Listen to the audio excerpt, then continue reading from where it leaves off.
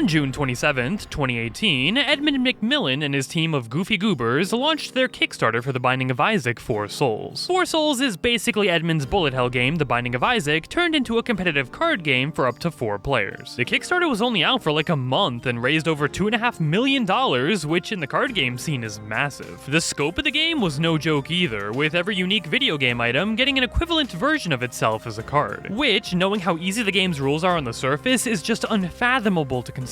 If there's one thing the Isaac franchise is known for, though, it's the ridiculous combos you can pull off to absolutely destroy everything in your path. In the video game, you have strategies like turning your primary fire into a beam of instant death, abilities that get so strong to the point where the only way you can lose is if your game crashes trying to run it, and my personal favorite, becoming immortal when you stand still, then letting one of your minions slowly whittle down every boss in the game for 3 hours. With the card game copying so many aspects of the video game, that being fighting obscene enemies and snagging overpowered items, I'm sure everyone's immediate reaction, or maybe only mine, I don't know, I'm just a huge nerd I guess, was to obsessively search through every card in the game to find a broken, nonsensical strategy that can guarantee you an instant win every time. Before I can just spew nonsense at you about how a turn 1 victory works and why it's so cool, it's pretty important to know what the general gameplay of Four Souls even looks like. Each player gets a character card that all do the same basic thing, letting you play an extra card once per round, nothing too special. The interesting part is that each character starts with a unique treasure item that shapes their entire gameplay. Isaac starts with the D6, which lets him re-roll a dice every round. Sounds mediocre before you realize that half of everything in this game revolves around rolling, and since he can force anyone to re-roll anything, this kid's a bit of a menace. Maggie's obnoxious Yum Heart can screw people over by soaking damage everyone's trying to kill each other with, and Lazarus's rags give him treasure for dying, helping all my fellow risk-takers out there get punished less for getting into fights we couldn't possibly win. The Isaac video game is much more liberal with the types of nonsense it lets you get away with though, and after prodding the card game for hours, I was almost stumped trying to break it at every turn. The rulebook is incredibly in-depth and covers basically every odd interaction you could think of. A lot of strats I came up with just flat out didn't work because Edmund somehow predicted people like me looking for all the insta-kill win switches, and a few times I honestly didn't think a video like this could even be possible. On day 3 of banging my head against Tabletop Simulator though, I think I found a strategy that actually works, and even went the extra mile to raise the stupidly low odds so players at home could have a chance at pulling it off. So let's go in order and see what needs to happen from start to finish to make this possible. This is the Isaac Four Souls Turn 1 victory. Hope you enjoy. But before that, Binding of Isaac fans and tabletop games mesh together surprisingly well, and I'm glad to say today's sponsor might be right down your alley, because the creators over at Shapeku have been making beautiful RPG maps for years to immerse players in any games that tickle their fancy. Plop your characters right onto one of over 4,000 top-down maps, each with handfuls of unique variations like time of day, weather, and tons more. One of the most intimidating parts of playing tabletop games is the preparation, and Shapeku's near limitless catalog turns what would normally be a panicked race to draw a map before game night to a peaceful scroll through stunning scene after stunning scene. To top it all off, higher tier patrons also get animated versions of every map, going above and beyond any other map maker at a thievingly low price. They're a tabletop gamer's #1 tool for literally every RPG, so check them out in the description below. But with that said, let's get right back to the video.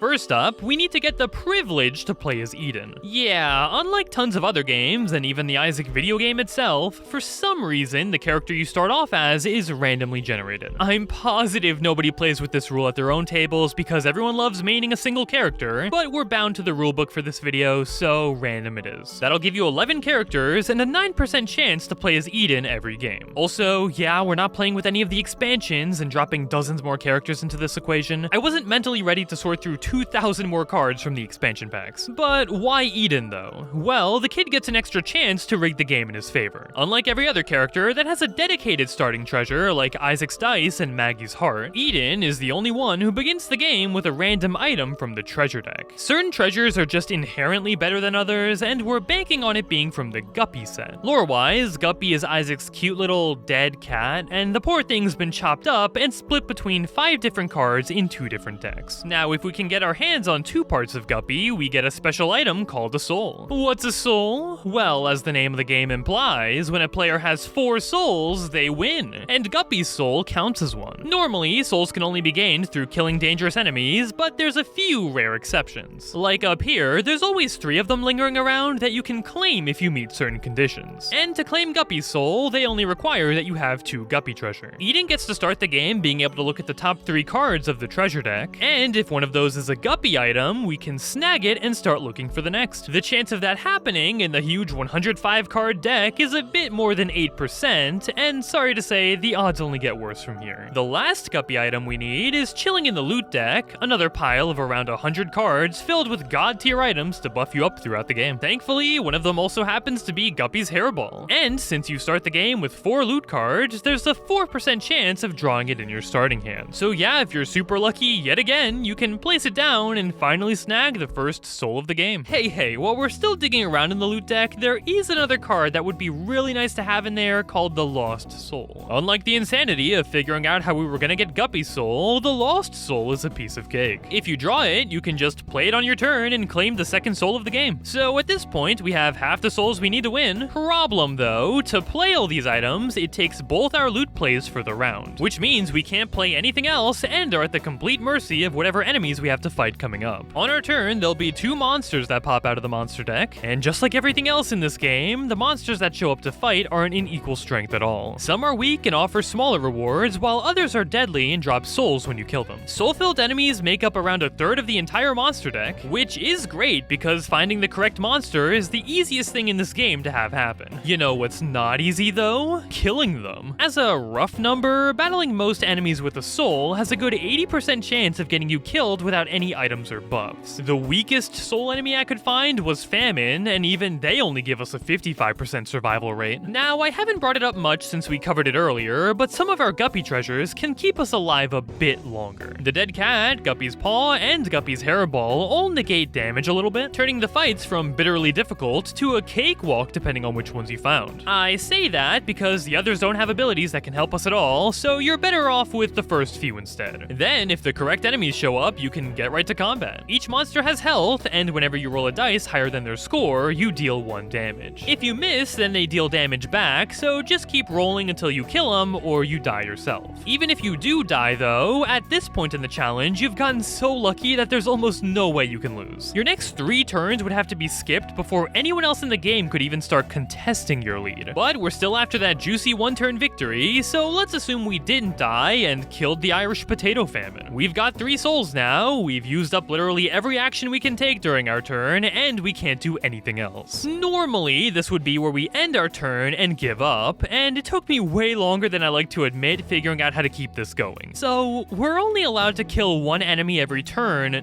normally. But sometimes after killing 1, there'll be a special card that appears that lets you attack another. Ambush, we need to go deeper, and a few other cards all let you attack again, then spawn in another monster. Some enemies, like Envy and Conquest, also even let you make an extra attack after they die, making them great to start off against. So, pairing both together, we have like a 6% chance of getting the luxury to fight the final enemy of the game. Pray for the final time that you're able to roll high enough to kill them, claim the soul, and that, ladies and gentlemen, is an Isaac 4 Souls 1-turn dub. Now, there's lots of smaller factors that can change the randomness of everything, either in your favor or against. Other players can use their treasure items to mess with you, like Maggie deciding to bully you with her Yum Heart or whatever. There's other cards you can draw that can act as replacements in case things don't go completely according to plan, like Devil Deal, for instance, which lets you snag Guppy items early at the cost of essentially killing you, and a bunch of other niche things the game can throw around to screw with the RNG. It's something to keep in mind, but for now, we found a strategy that actually works, which, hey, at least I think deserves celebrating. Now, by putting this whole video together, the chance of having a game of 4 souls end in a 1-turn victory has a staggering 0.000024% chance of happening.